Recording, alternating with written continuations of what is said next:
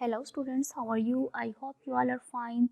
तो स्टूडेंट्स, हमने economic importance of algae start की हुई थी और हमने बेनिफिशियल एस्पेक्ट्स देखे थे एलजी के, जिसमें point role as primary producer, source of food हमने डिस्कस किए थे। तो आज के टॉपिक में हम डिस्कस करेंगे industrial use. Many LG yield certain chemical products which are used in various industries for various purposes। अब जो बहुत सी एलजी हैं वो सर्टेन केमिकल प्रोडक्ट्स के तौर पर भी यूज़ होती हैं वेरियस इंडस्ट्रीज़ में और वेरियस और बहुत से पर्पसेस के तौर पे। Some of this products and their uses are, अब ये प्रोडक्ट्स और इनके यूजेस हैं, अब हम वो वन बाय वन स्टडी करेंगे। Number 1, agar eager.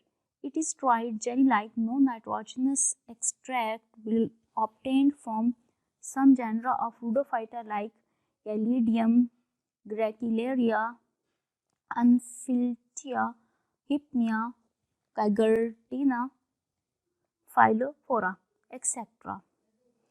अब जो एगर एगर है ये क्या है, इसकी अगर हम कंपोजिशन देखें तो ये एक ड्राइड है और एक जेली लाइक, इसके अलावा नॉन नाइट्रोजनस एक्सट्रैक्ट है, मीन्स के ऑक्सीजन इसमें नहीं पाई जाती। और ये कहाँ से लिया जाता है, कौन कौन से जेनर से? रूडोफाइटा जैसे कि गैलीडियम, ग्रैकिलेरिया, अनफिल्चिया, हिप्निया, गाइगर्टिना और फाइलोफोरा से। It is used as a base for different culture media in laboratory for culturing microorganisms because of its food value and ability to afford good range of temperature for culturing। अब क्या है कि इसका जो यूज़ है ये base है किसके, डिफरेंट कल्चर मीडिया की लेबॉर्ट्री में। उसकी रीज़न क्या है कि जो कल्चर करते हैं माइक्रो ऑर्गेनिजम्स को, उसकी क्योंकि फूड वैल्यू के तौर पे और जो उसकी एबिलिटी है कि वो अफोर्ड कर सकती है good range of temperature for culturing, यही रीज़न है कि इजीली हम इन्हें कल्चर कर सकते हैं। कहाँ में? लेबॉर्ट्री में, artificially. Number B, alginates. These are alginic acid and their derivatives, the most common being Elgin. अब ये क्या है? एल्जिनिक एसिड और उनके डेरिवेटिव्स हैं, और इसके अलावा कुछ कॉमन हैं वो एल्गिन है। They are usually extracted from the middle lamella and primary walls of the brown and red algae. और ये कहाँ से एक्सट्रैक्ट किए जाते हैं? मिडल लैमेला और primary walls of brown and red algae की। The alginates are used in, अब इसका यूजेज क्या है? एल्जिनेट यूज़ हो रहे हैं रबर टायर इंडस्ट्रीज़ में, paints, ice creams and in preparation of flame proof fabrics and plastic articles. इसके अलावा ये कहाँ कहाँ यूज़ होते हैं? रबर टायर इंडस्ट्री में, पेंट्स में, आइसक्रीम एंड और किसकी प्रिपरेशन में? फ्लेम प्रूफ जो फैब्रिक्स होते हैं, जो फैब्रिक जल नहीं सकता, फ्लेम प्रूफ फैब्रिक्स में, और इसके अलावा प्लास्टिक आर्टिकल्स में भी यूज़ होते हैं एल्जिनेट्स। Number C, carrageenan.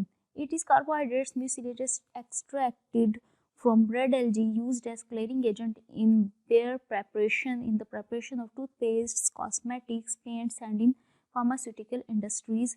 और कैराजेनिन जो है वो एक क्या है? ये कार्बोहाइड्रेट म्यूसिलेज है जो एक्सट्रैक्ट किया जाता है रेड एल्गी से, और इसका यूसेज क्या है कि ये एक क्लियरिंग एजेंट है। और इसके अलावा किस में है क्लियरिंग एजेंट? जो बेर की प्रेपरेशन होती है उसमें यूज़ होता है, और इसके अलावा किसकी प्रेपरेशन में? टूथपेस्ट, कॉस्मेटिक्स इंडस्ट्रीज़ भी यूज़ करती हैं, पेंट्स में भी, और फार्मास्यूटिकल इंडस्ट्रीज़ में भी ये यूज़ होता है।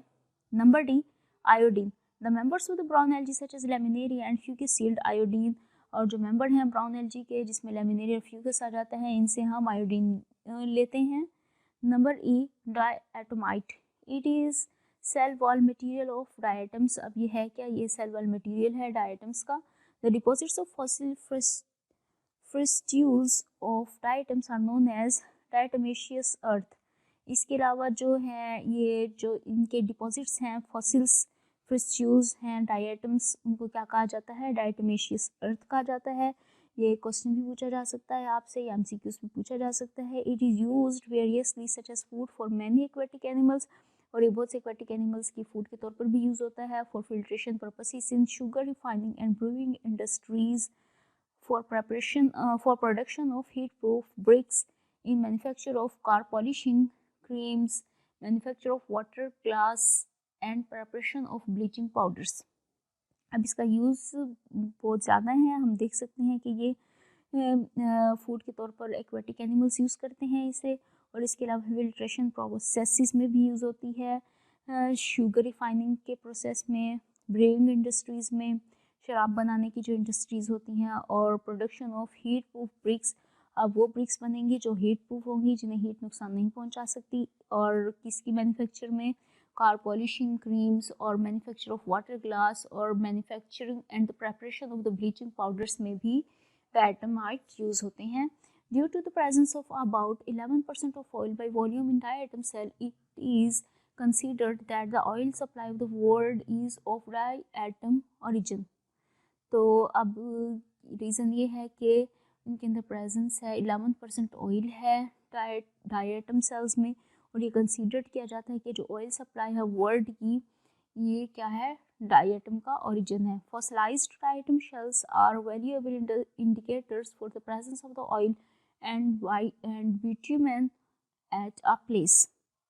अब फॉसिल रेकॉर्ड से ये हमें बात सामने आई कि जो फॉसिलाइज्ड डायटम शेल्स हैं ये बहुत ज़्यादा वैल्यूएबल हैं, और ये इंडिकेट करते हैं, अगर ये कहीं से भी हमें नज़र आ जाएं तो ये इंडिकेटर हैं कि इस जगह ऑयल की प्रेजेंस होगी, और ब्यूटिमेन की भी। Number 4, antibiotics and medicines. अब हम यूज़ देखेंगे एलजी का एंटीबायोटिक्स और मेडिसिन्स के तौर पर।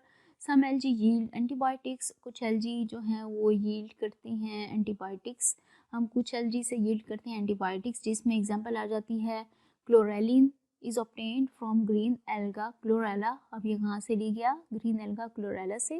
That inhibit the growth of the certain bacteria, और जो कि कुछ बैक्टीरिया की ग्रोथ को रोक देती हैं, इनहिबिट करती हैं। Similarly some species of the polysiphonia produce antibacterial substances which are effective against gram negative and gram positive bacteria.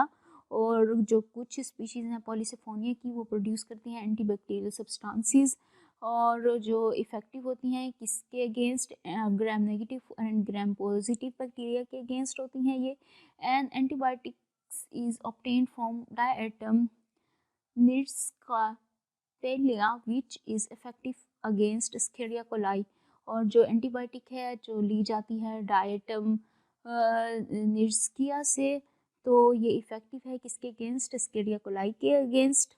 Because of the high iodine content, brown LG is used in manufacture of the various goitre medicines. इसके अलावा जो गिलड़ की बीमारियां हो जाती हैं तो इनके अंदर हाई आयोडीन कंटेंट होता है, जो कि ब्राउन एलजी से हम ब्राउन एलजी में पाया जाता है।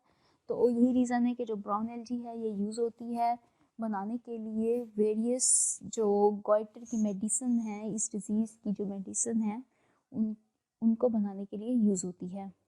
तो स्टूडेंट्स आज के टॉपिक में इतना ही। तो नेक्स्ट जो इम्पोर्टेंस है, जो पॉइंट्स रिमेनिंग हैं, वो हम नेक्स्ट टॉपिक में डिस्कस करेंगे। आई होप आपको अच्छे से समझ आ गया होगा।